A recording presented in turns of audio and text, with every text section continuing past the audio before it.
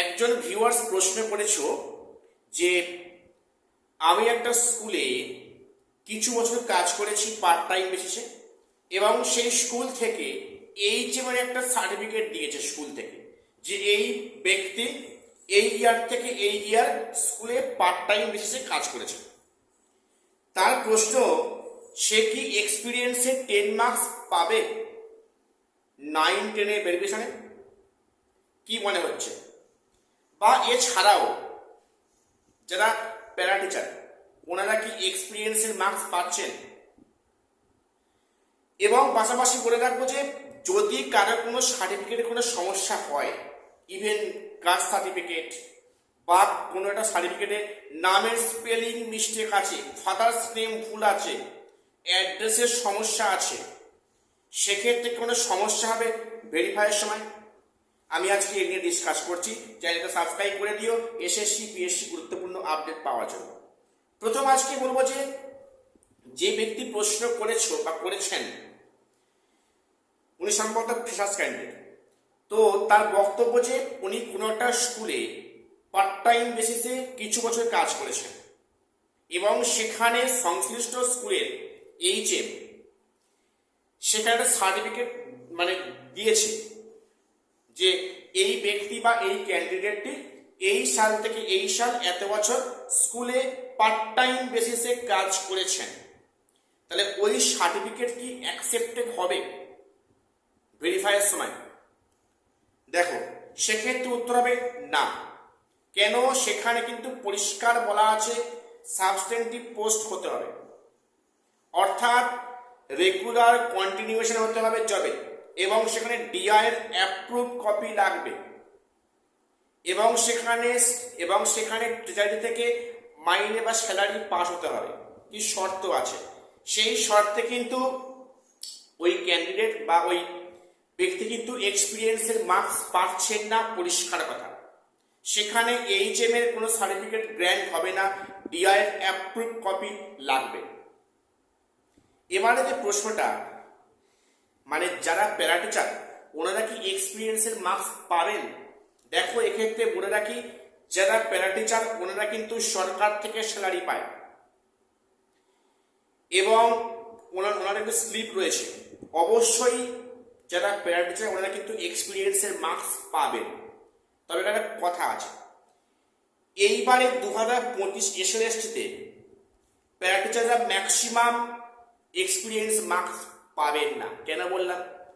কারণ para teacher যতদিন অবধি নিয়োগ হয়েছে সেই এজে যদি কেউ নিয়োগ হয় ওই সময়ে লাস্ট বারের মতো, ওনার কিন্তু এজ থাকবে না। অর্থাৎ para teacher maximum age limit cross করে গিয়েছে, তারা কিন্তু এক্সপিরিয়েন্সের মার্কস পাবে না। এজ লিমিট ক্রস করার কারণে তারা অঙ্কের পরীক্ষা বসতেই পারবে না।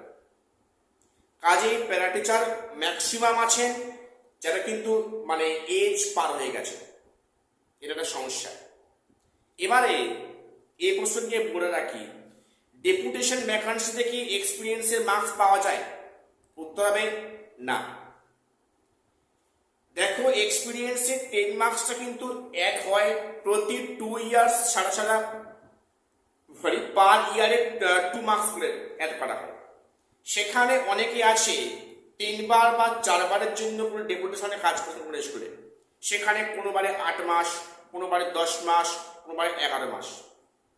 তারা কি করেছে, 3 বারের যেহেতু কাজ করেছে 3 দুগুণে 6 মাস কিন্তু সেখানে ফর্মে ফিল আপ করেছে। এটা কিন্তু প্রত্যেকে বাদ চলে যাবে।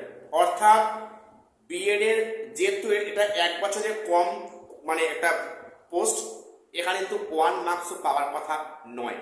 অর্থাৎ এক কথায় বলতে গেলে ডেপুটেশন ভ্যাকান্সিতে কাজ করেন ওনারা এক্সপিরিয়েন্সের মার্কস পাচ্ছেন না, পরিষ্কার কথা। এইবারে যে প্রশ্নটা, অনেকের সার্টিফিকেটে ভুল রয়েছে, কাস্ট সার্টিফিকেট, কোনো সার্টিফিকেটে কোনো নামের স্পেলিং, ফাদার্স নেম ভুল রয়েছে, এবং সেখানে অনেকে অ্যাড্রেস কিছু সামান্য ভুল রয়েছে। এক্ষেত্রে কোনো সমস্যা হবে? দেখো বলি, এরকম ভুলভ্রান্তি অনেকেরই আছে, ফাদার্স নেম ভুল, অ্যাড্রেস সামান্য ভুল রয়েছে, নিজের নামের স্পেলিং ভুল রয়েছে, দেখো বলে রাখি, এক্ষেত্রে এগুলো মাইনর ফল্ট, মাইনর সমস্যা। এর কারণে তোমার প্রার্থী পদ বাতিল হবে না। কখন হবে? যখন তোমার এমন ভুল থাকবে যে ভুলের জন্য তোমার সাথে কাট অফের উপরে প্রভাব পড়ছে, তখন কিন্তু তুমি সেখানে মানে বাদ পড়ে যাচ্ছ। কিন্তু এগুলো মাইনর ভুল, এই মাইনর ভুলে কখনো প্রার্থী পদ বাতিল হয় না। তবে হ্যাঁ, যাদের এই ধরনের ভুলভ্রান্তি আছে, চিন্তার কারণ নেই। তোমরা পারলে কোর্ট থেকে এফিডেভিট করে রাখো। একদিনের ব্যাপার, একটা মোহরি বা উকিল ধরো, তোমার এলাকায় কি আছে না, যারা কোর্টে কাজ করে, মোহরি কাজ করে, তাদের কিছু টাকা দিয়ে কিন্তু ওটা কাজটা করে দেয়। তোমাকে সেখানে একদিন থাকতে হবে প্রেজেন্ট কোর্টে। তোমার কিন্তু সেখানে তোমার একদিনের মধ্যেই কাজটা হয়ে যাবে। তবে একটা পারলে এফিডেভিট কপি করে রাখো ওই সার্টিফিকেটের এগেনস্টে। আদার্স কোনো সমস্যা কিন্তু এর জন্য হবে না। এর জন্য প্রার্থী পদ বাতিল হবে না, এটা নিশ্চিত, এ বিষয়ে কোনো সন্দেহ নেই। তো যাই হোক, এটুকু আপডেট দেওয়া ছিল। চ্যানেলটা সাবস্ক্রাইব করে দিও। দেখা হচ্ছে পরের কোনো ভিডিও।